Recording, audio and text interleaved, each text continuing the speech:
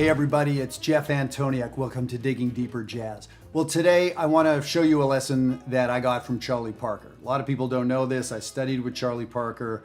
Everybody studied with Charlie Parker, right? No, I did not sit in the same room with Charlie Parker and take lessons. There was this time-space continuum thing that did not allow for that to happen. But I tell you what, we can study with our heroes at a pretty deep level. Now, what I'm talking about is if you look at some Charlie Parker solos, there's a great book called the Charlie Parker Omni Book. In the early 80s, when I was learning how to play jazz, I had it. I still have a copy over there. It looks terrible. It looks like an old religious relic. I used it so much. Now, in that are a whole pile of Charlie Parker's transcriptions. Now, if you flip through the pages of that, you will see things recurring over and over again. That tells you that Charlie Parker valued this idea, this shape, this lick, this whatever. That is something that he practiced a lot or that came out subconsciously, kind of doesn't matter. That was a Charlie Parker-ism, right? Your favorite actors, your favorite writers, your favorite comedians have these things that they do over and over again. It's not a bad thing. That is who they are. There are comedians that just do political stuff, right? And you are attracted or not attracted because of that. Okay, so you can study with Charlie Parker without speaking to Charlie Parker. Now, here is one of those examples.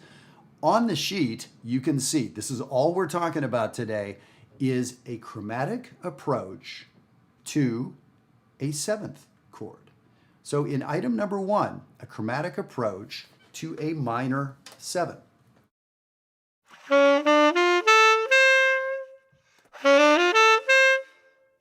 Now that is a really classic bebop sound. If Charlie Parker played it, everybody else did, right? So this idea of, first of all, a very flashy, aggressive fanfare sort of arpeggio up. So we hear that a lot, and then very often a scale coming down. But we're not going to get into that today. So this idea of the arpeggio, chord tones. So now, speaking of things that recur, if you've heard any of my Digging Deeper videos, if you've studied with me, if you happen to be at Maryland Summer Jazz over the last 2 weeks, you heard about chord tones from me. Yeah, that's a thing that Jeff values. Well, where did I get that from? Charlie Parker. He values that too. So this arpeggio, and then this nice chromatic approach, this very often wrong note that starts the lick. A chromatic approach, a tension note. So when you look at the example on the sheet, we see a D minor 7 arpeggio, D, F, A, C, but what comes first? A C sharp. We could argue that's a wrong note in D minor 7. We want that. We want that tension. So that's the sound of this thing.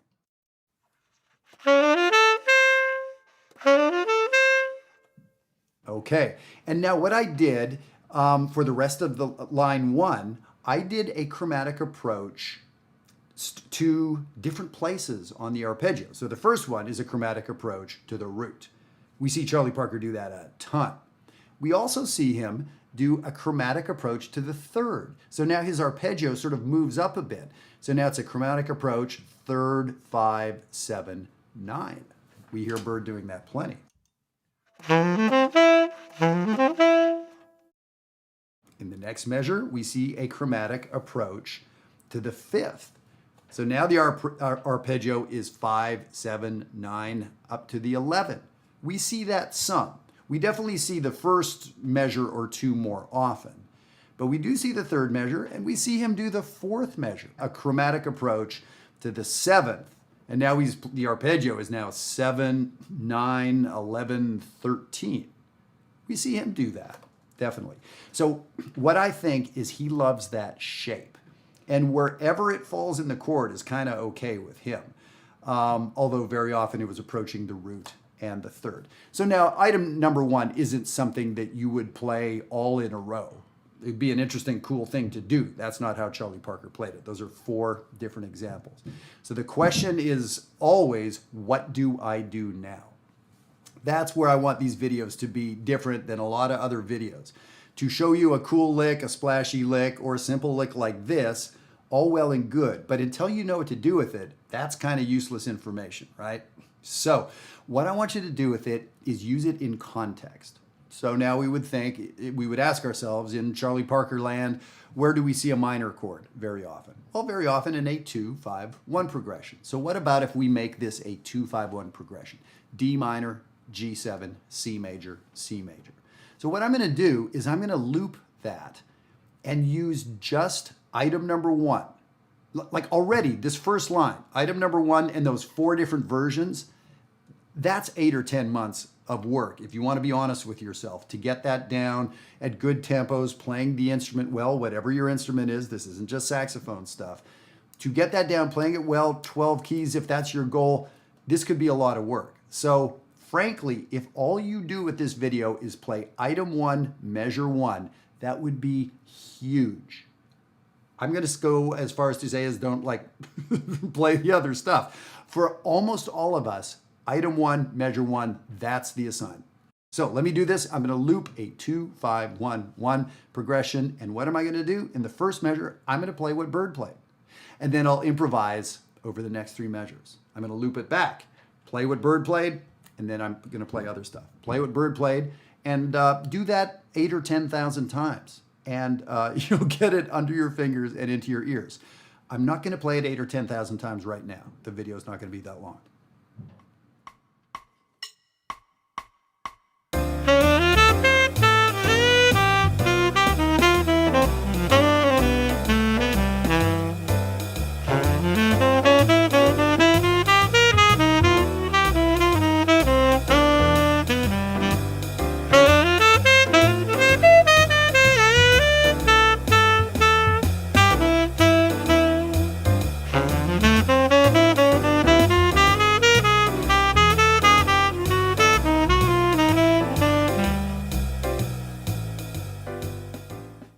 That is not only a great lick, a great shape that Charlie Parker brought into all the bebop community and everybody since, that we all have to learn, but a great way to practice stuff.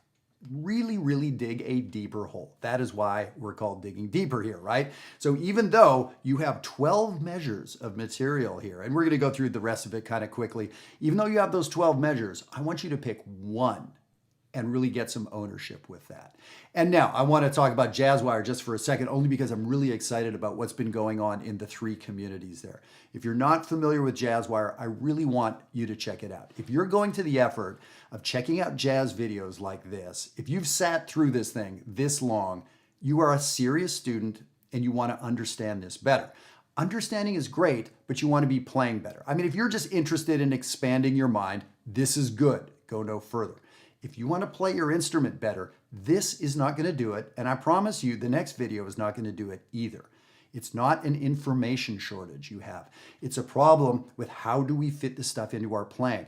Where do we get the energy to do it again tomorrow and the day after and the day after? Where do we get the support? So that is what JazzWire is all about. Yes, there's all sorts of great information there, but the 3 communities that you get to work inside. Yes, it costs money. But if you want to get serious about this, that's the way to go. And it's not going to break the bank. It's not that kind of money. So I really want to see you at JazzWire. We had, I think, 8 or 10 people sign up last week, and they are already blasting away inside. So I want you to be one of those people. Okay, so here's what I'm going to do now. I'm going to go on to item number 2 on the sheet. And what you see is I'm using the same reasoning as Charlie Parker did with a dominant chord now, a chromatic approach to a dominant 7. Chromatic approach, then 1-3-5 flat 7. And again, the chromatic approach note is very often a quote-unquote wrong note. It doesn't belong in the chord. We want that. We want that tension release. And so the first one is this.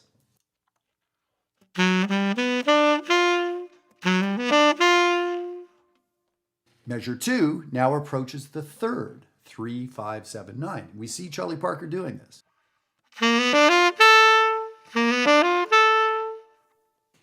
And the next 2 items, he's approaching the 5th and then approaching the 7th. And now we do see those. It's not as common. He very often approaches the root, approaches the 3rd. But we can just sort of take that idea a little further and see how it sounds, see if we like it. But the bottom line is I've seen Charlie Parker do every one of these variations. He's thinking about the shape, I think, much more than he's thinking about which exact note. So this shape is what I want you to get to be playing. So now if I do that example of looping, now if I have my 2, 5, 1, 1 progression, but now what I'm going to do is improvise over the 2 chord because I'm doing a different exercise now.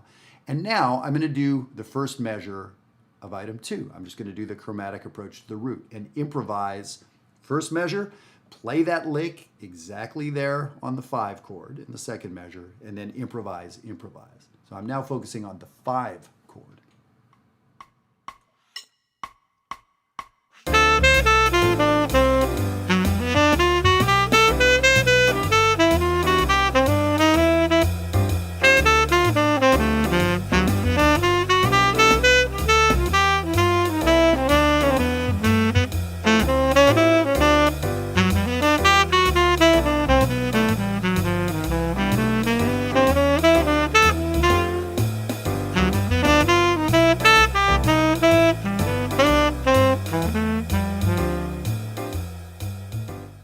So a bunch of that shape, that time in the second measure of the loop that I was doing. It should sound very familiar to you. And this may be sort of, kicking around in the back of your mind, conscious, subconscious, whatever it is. This shouldn't sound like a weird lick, but my question is this something you have under your fingers?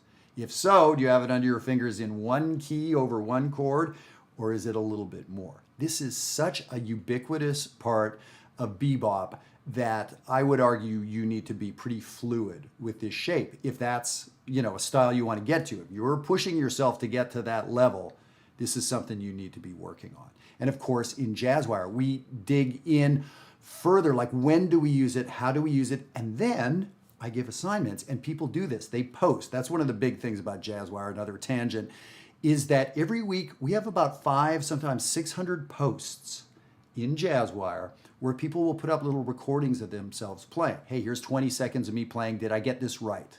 How's my articulation? How was the tone? Did I start the way you wanted me to? Did I accent that note correctly? That's the kind of stuff we're doing. That is how you get better. Okay, the last bit on the page, as we see, Charlie Parker would also approach a major 7 chord, half-step approach to a major 7 chord. So again, the 4 measures that we see inside item number 3. The first measure, he's approaching the root, B to C. In the second measure, we see him approaching the third, D sharp E. Yeah, over a C major 7 chord, he's playing a D sharp. It's a great tension going to the E chord. In the third measure, we see F sharp G. And yes, he's arpeggiating up higher into the chord, G, B, D, F. We see Charlie Parker do that. And then the fourth item, he's approaching the 7th. And so we see that less often because the chord tones that he's going up are 11ths and 13ths and things like that. But now here's the thing that you'll notice is this shape starts repeating itself. There's some of the D minor notes that are actually the exact same as G7 notes, or C7 notes are the same. So when you start getting this language in your ear, under your fingers, it starts coming out naturally. We have to, like with most language, we have to force it in. When you want to learn a new word, when you want to memorize a new turn of phrase, you got to force it. It's typically not natural right out of the gate. That is the practice I'm suggesting we do here. So I think you get the idea with what to do with this shape. And take a bebop transcription, anybody in that era, post-bop included, and look at it, listen to it, and see if this isn't something you hear a ton. The answer, I'm pretty confident, is hell yeah, you're going to see this a ton. So get this going. And as I said, for almost every person out there, measure 1, item 1 is where to start. Or if you prefer, item 1 of number 3, let's say, measure 1. But that's where to go and get it into your playing. Remember, the very first thing I did is created a little loop and started forcing it into my playing. This is really, really good stuff. And I'll be eager to hear from you in the comments of, was this news to you?